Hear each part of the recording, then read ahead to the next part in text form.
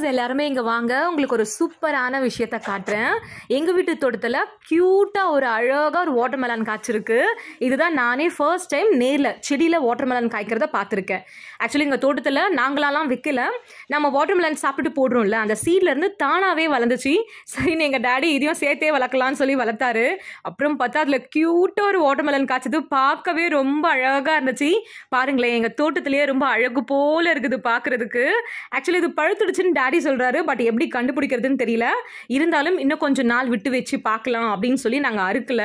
அது பாருங்களேன், ஒரு குட்டி பாப்பா குட்டி வாட்டர்மெலன் காய்ச்சிருக்கு.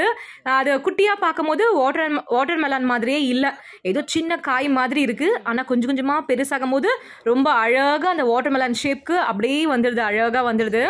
அப்புறம் இங்கே பாருங்கள், நீங்கள் சீத்தா மரத்தில் சீத்தாப்பழம் பழுத்து பார்த்துருப்பீங்க. ஆனால் எங்கள் வீட்டு செடியில், குட்டி சீத்தா செடியில் சீத்தாக்காய் வந்திருக்கு.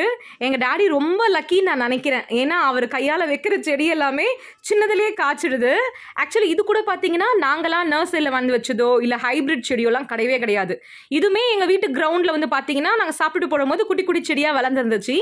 டாடி அதை கொண்டு வந்து தோட்டத்தில் லைன் பண்ணி வச்சு தண்ணி ஊற்றி வளர்த்தாரு. அவ்வளோதான்.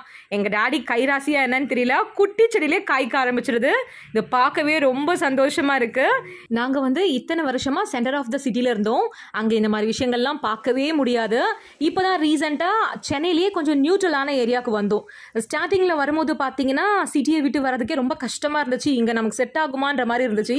அப்புறம் இதெல்லாம் வளர்த்து இந்த இயற்கையோடு சேர்ந்து இந்த அழகெல்லாம் ரசிக்கும் போது இதை இவ்வளோ காலம் மிஸ் பண்ணிட்டோமே என்ற மாதிரி ஒரு சந்தோஷம். ஸோ இந்த வீடியோ உங்களில் நிறைய பேருக்கு கூட பிடிச்சிருக்கோன்னு நினைக்கிறேன். பிடிச்சிருந்தா மறக்காமல் ஒரு லைக் மட்டும் பண்ணிட்டு போங்க டியர்ஸ். நம்ம நெக்ஸ்ட் ஒரு சூப்பரான வீடியோவில் மீட் பண்ணலாம். பாய்.